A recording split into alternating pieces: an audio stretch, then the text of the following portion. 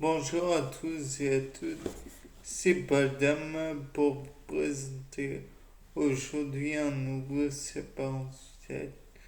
Et aujourd'hui, vous le savez, depuis quelques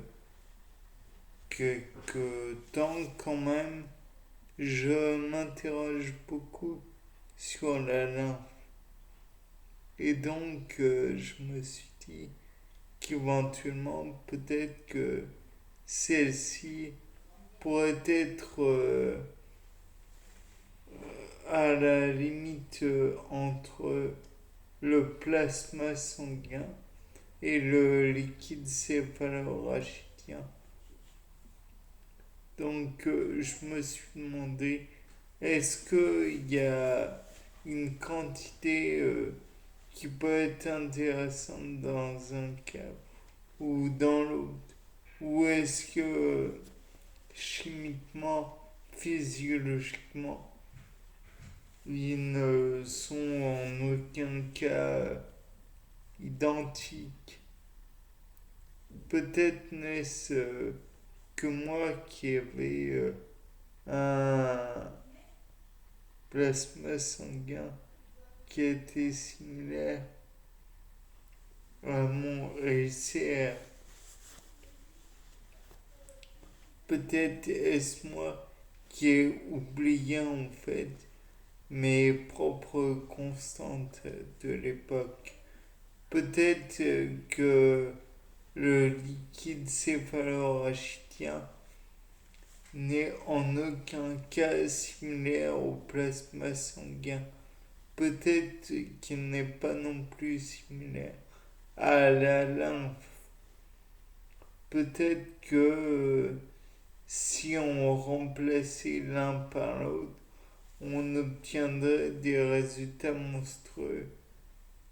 Peut-être qu'il suffirait en fait de tout petit, comment dire, tout petit, toute petite modification pour finalement obtenir l'un ou l'autre.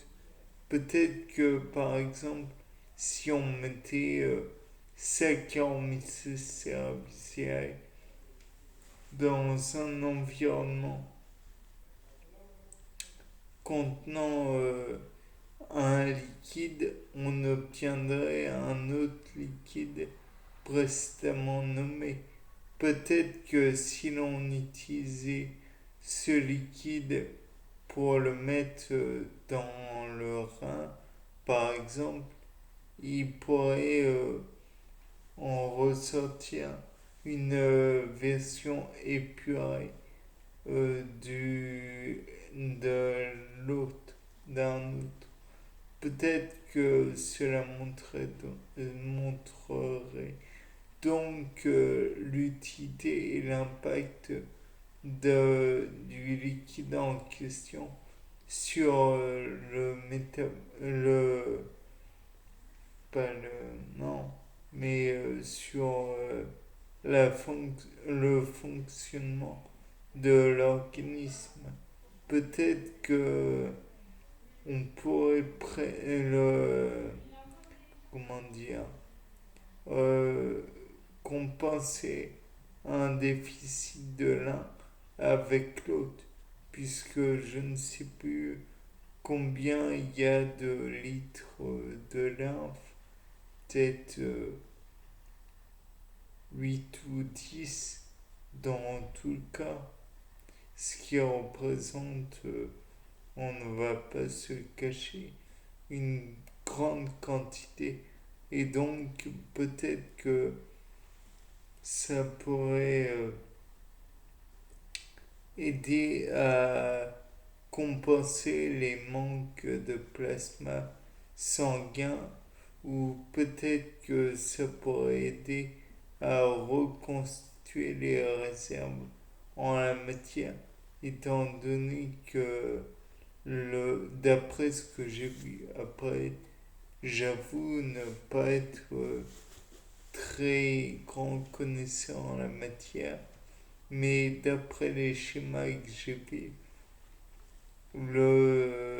le système lymphatique, les canaux lymphatiques étaient assez proches des vaisseaux sanguins. Peut-être qu'il y a même eu un genre de connexion que je n'ai pas vu. Peut-être que par la suite, ce ne sont que, comme il a été dit, hein, je crois, à un moment, que la lymphe faisait enfin, il y avait beaucoup de déchets dans la lymphe. Peut-être est-ce moi, encore une fois, qui n'ai pas compris correctement. Je pense que j'ai des défauts de compréhension parfois, comme tout un chacun. Donc voilà. Maintenant, il est possible aussi que peut-être, je dis bien peut-être, certaines hormones ne passent pas uniquement par le sang, mais peut-être que certaines hormones, donc comme je le dis, sont plutôt liposolubles et donc passent préférentiellement dans la lymphe qui est composée d'une grande partie de liquide de corps gras. Encore une fois, si j'ai à peu près compris. Il est possible que ces corps gras aident à la formation de nouvelles cellules. S'il y a, par exemple, de la GH, Growth Hormone, hormone de croissance, j'imagine que les cellules ont besoin pour faire leur membrane déjà des corps gras qui pourraient être présents dans la lampe. Sinon, on pourrait toujours imaginer que si il y a des lésions de certaines cellules, peut-être que celles-ci utiliseraient la lymphe justement pour faire face aux dégâts et cicatriser plus vite. Peut-être que cette lymphe pourrait être un des matériaux qui répare le, la cellule. Peut-être que celle-ci utiliserait aussi la lymphe afin de produire son cytoplasme.